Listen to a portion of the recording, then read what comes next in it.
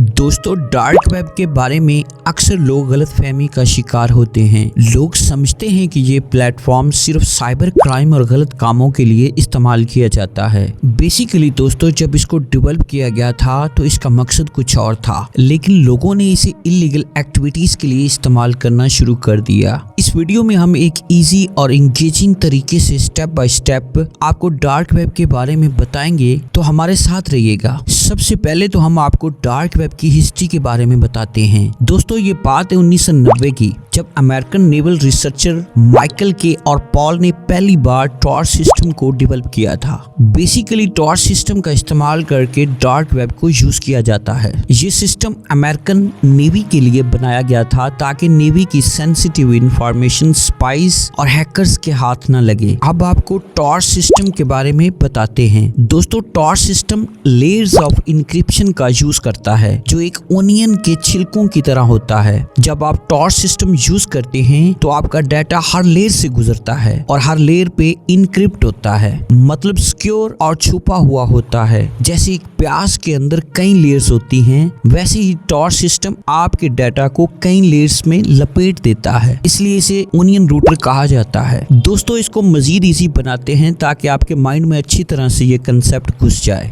Encryption एक तरीका है डाटा को सिक्योर बनाने का, जिसमें डाटा को एक सीक्रेट कोड और फार्मूला के जरिए बदल दिया जाता है ताकि असली डाटा को समझना बहुत मुश्किल हो जाए। सिर्फ वही इंसान या सिस्टम जो इस कोड को जानता हो इस इनक्रिप्टेड डाटा को समझ सकता है। आई थिंक अभी भी आप लोगों को नहीं समझ आई, तो आपको एक एग्जाम्पल के साथ समझाते हैं। सोचिए आप एक लेटर लिखते हैं और उसे एक सीक्रेट लैंग्वेज में कन्वर्ट कर देते हैं। अगर कोई बीच में आपका दोस्त या कुलीग इस लेटर को पकड़ भी ले तो वो समझ नहीं पाएगा कि इस लेटर में क्या लिखा है, क्योंकि उसके पास वो सीक्रेट लैंग्वेज का फार्मूला नहीं होगा। दोस्तों, इनक्रिप्शन भी बिल्कुल ऐसे ही काम करता है। ये इंटरनेट पे ईमेल्स, पासवर्ड और सेंसिटिव इंफॉर्मेशन को हैकर्स और अनऑथराइज्ड लोगों से बचाने के लिए इस्तेमाल किया जाता है। तो अब सवाल पैदा होता है कि टॉर सिस्टम अगर नेवी के लिए बनाया गया था तो उसे पब्लिक के लिए क्यों एक्सेस दी गई? टॉर सिस्टम को पब्लिकली रिलीज करने का फैसला इलेक्ट्रॉनिक फ्रंटियर फाउंडेशन की मदद से लिया गया था, जो बेसिकली एक ऑर्गेनाइजेशन है जो इंटरनेट फ्रीडम और लोगों की प्राइवेसी के लिए काम करती है। नेवी का सोचना था कि अगर ज्यादा लोग इस सिस्टम को यूज करेंगे तो मिलिट्री के यूजर्स का पता लगाना और भी मुश्किल हो जाएगा, क्योंकि उनका डाटा मिलियंस पब्लिक यूजर्स के डाटा में मिक्स हो जाएगा और कोई भी नेवी का डाटा चुरा नहीं सकेगा। इसलिए 2006 में टॉर प्रोजेक्ट को ऑफिशियली आम पब्लिक के लिए रिलीज कर दिया गया। दोस्तों, अब आपको बताते हैं टॉर सिस्टम का फायदा क्या होता है।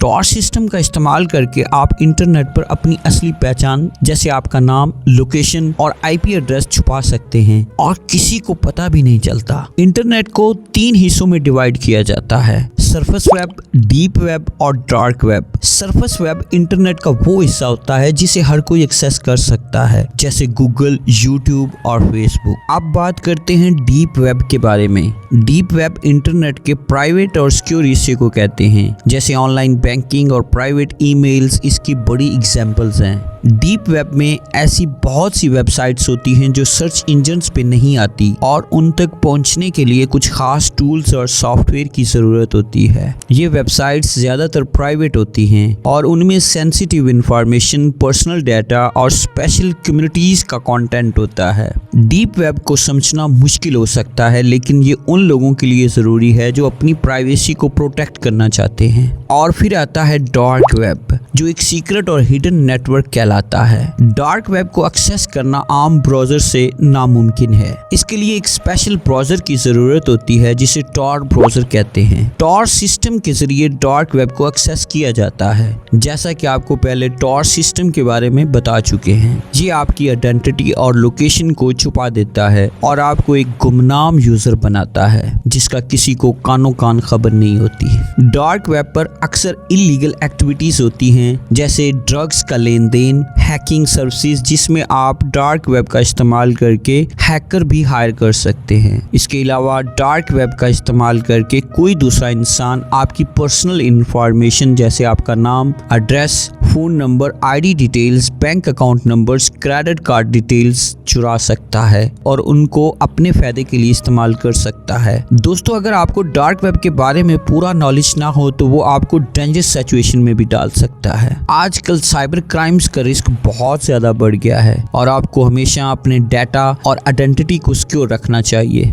डार्क वेब का इस्तेमाल ज्यादातर गैर कानूनी कामों के लिए होता है। ये उन लोगों के लिए एक जगह है जो अपने काम को छुपाना चाहते हैं, जैसा कि नशा का व्यापार, वेपन्स की स्मगलिंग और भी बहुत सारी इलीगल एक्टिविटीज इसमें शामिल हैं। आपको बताते चलें, डार्क वेब पर गैर कानूनी माल और सर्विसेज बेची जाती हैं और ये दुनिया के कई हिस्सों में मशहूर है, खासकर उन मुल्कों में जहां कानून का निज़ाम बहुत कमजोर होता है। अमेरिका, रशिया और चाइना जैसे बड़े मुल्कों में डार्क वेब का इस्तेमाल गैर कानूनी कामों के लिए ज्यादा होता है। डार्क वेब एक ऐसा प्लेटफॉर्म है जहां पर क्रिमिनल्स छुप कर क्राइम्स करते हैं। ये लोग आपकी आइडेंटिटी का मिसयूज भी कर सकते हैं, आपके नाम पर फ्रॉड भी कर सकते हैं, जैसे कि फाइनेंशियल ट्रांजैक्शंस, लोन्स लेना या किसी और इलीगल काम में आपका नाम इस्तेमाल कर सकते हैं। लेकिन इसका ये मतलब नहीं कि डार्क वेब बस गलत कामों के लिए इस्तेमाल होता है। बहुत से जर्नलिस्ट और एक्टिविस्ट डार्क वेब का इस्तेमाल अपने मैसेजेस को सिक्योर और काम को प्राइवेट रखने के लिए करते हैं, खासकर उन मुल्कों में जहां गवर्नमेंट या कोई भी अथॉरिटी इंटरनेट पे कुछ चीजें ब्लॉक कर देती है। तो ये लोग डार्क वेब का इस्तेमाल करके अपने काम को सिक्योर रखते हैं। लेकिन ये सब इतना आसान नहीं होता, इसके लिए प्रॉपर कोचिंग क्लासेस लेना पड़ती हैं। आम इंसान डार्क वेब पर डायरेक्टली एक्सेस नहीं ले सकता। तो ये कुछ टिप्स और बातें थी डार्क वेब के बारे में। अगर मेरा ये कंटेंट आपको अच्छा लगा हो तो मेरे चैनल को जरूर सब्सक्राइब, लाइक और शेयर कीजिएगा। Thank you.